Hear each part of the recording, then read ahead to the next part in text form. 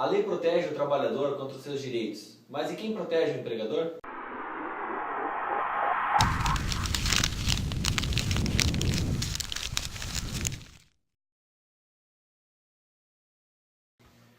Perante a lei, sempre que você deixa de pagar algo devido ao empregador, você gera um passivo trabalhista. Esse passivo trabalhista ele pode ser, por exemplo, vindo de falta de registro na carteira, pode ser pela falta de pagamento de horas extras, pode ser pela falta de pagamento de imposto, a sonegação de imposto.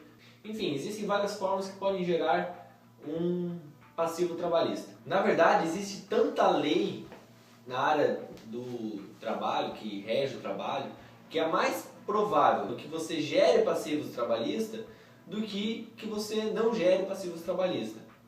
Existem dois grandes problemas que podem ser ocasionados devido ao passivo trabalhista. A primeira delas é a falta de respeito com o empregado. Quando esse é o caso, geralmente o empregado busca o empregador, seja o gerente, seja o presidente, seja o setor de RH, enfim, o empregado vai buscar a empresa, a pessoa responsável, para tentar resolver o problema que está tendo do seu passivo, né? Ou seja, do seu indevido recebimento, do que ele deveria realmente receber. Se isso não resolver, aí ele vai pular para a segunda etapa, ele vai sair da empresa, vai abrir uma ação contra a empresa e nesse caso realmente ele está certo e a empresa vai acabar caindo do cavalo por ter tido essa má intenção em prejudicar o seu colaborador. Então, neste caso, eu concordo com a busca da justiça para resolver o problema. O segundo problema é o monetário. O monetário geralmente acontece quando nem o empregador e nem o empregado estão sabendo desse passivo trabalhista. Ou às vezes pode ser que uma das duas partes saiba e a outra não. Enfim, geralmente acontece pela falta de conhecimento, ou pela ingenuidade, ou pelo desinteresse.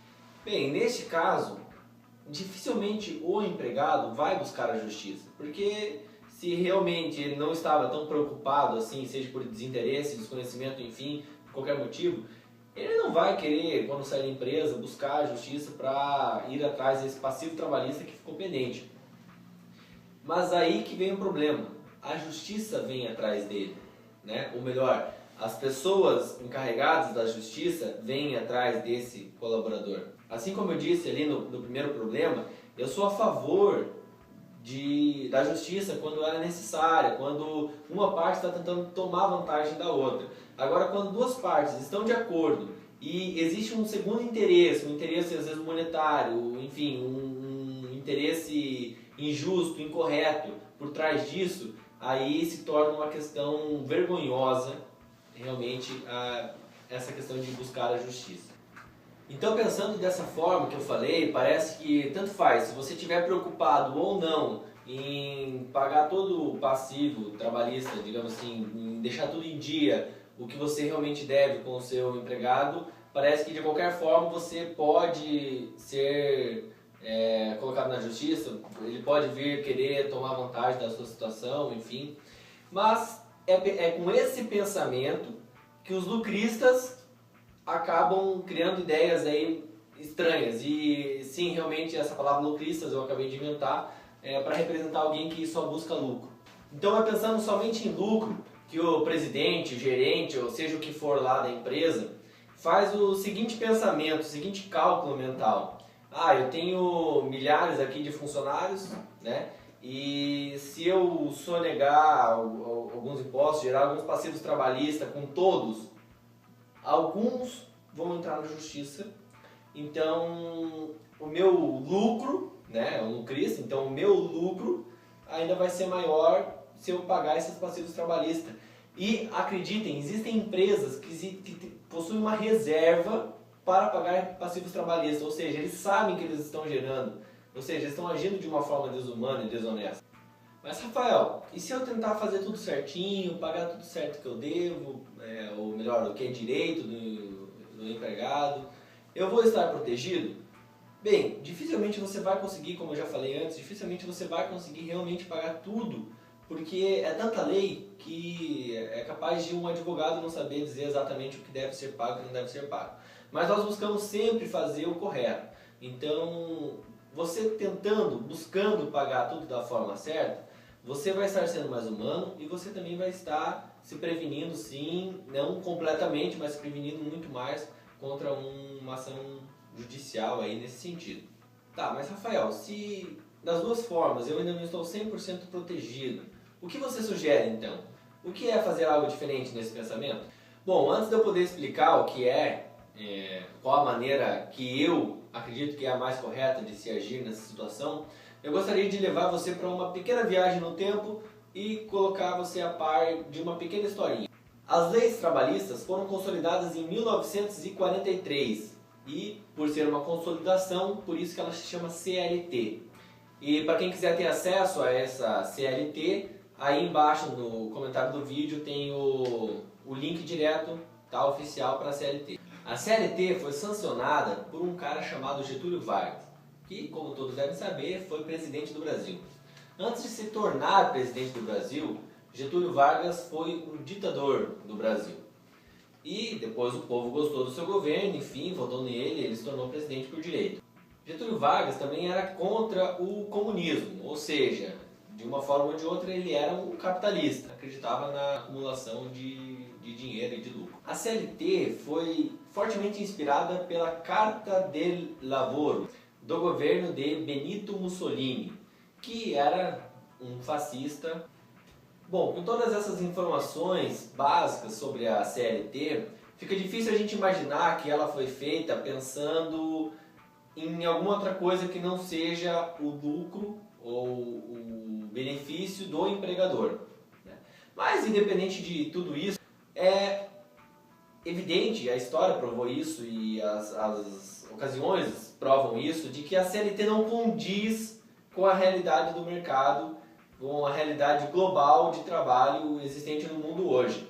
Hoje nós temos uma realidade flexível, uma realidade onde você pode se adaptar ao trabalho, enfim, é uma realidade muito diferente do que a CLT, esse código antigo, diz para nós que seria o correto. A CLT ela é como se fosse um gesso, ela cria um gesso em volta do trabalho e você não pode mexer nisso, ou seja, você não pode flexibilizar o horário, você não pode escolher a forma de pagamento que não seja por dias, né, que é a forma mensal que a gente conhece. Por exemplo, se eu quiser pagar por hora, não pode, enfim, você não pode criar condições especiais, você não pode dar uma premiação para o seu funcionário sem que você tenha que premiar junto com ele o governo, ou seja, pagar um imposto que nunca vai chegar na mão do funcionário. Então, sem você premiar o governo, você não pode premiar o seu funcionário. Ou seja, existem muitas coisas que te impedem de fazer algo diferente, de fazer algo legal mesmo com a sua equipe. Então, tendo essas coisas em vista, tendo essa ideia em mente, a minha ideia de como é a forma melhor de se trabalhar é da seguinte forma. Primeiro, você e o empregador. Esquece tudo que existe, esquece todo mundo e combina entre você e a pessoa que está candidata ao cargo, candidata à função a ser exercida, como que é a melhor forma para os dois, né? Como é a melhor forma para ele, o que ele precisa receber, como você precisa pagar, enfim, como que vai ser o melhor para os dois. Definir o que é melhor para os dois, vai conversar com o seu advogado, com o seu contador, define qual é a forma que a CLT enxerga essa situação sua, tente chegar o mais próximo da realidade da lei, né, em cima daquilo que você combinou com o seu empregado, né?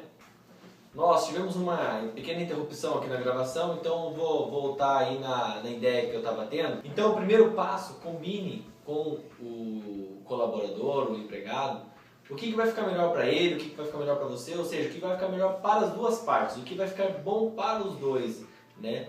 Porque esse é o principal é que tanto o empregado quanto o empregador estejam de bem, estejam tendo os dois benefícios, correto?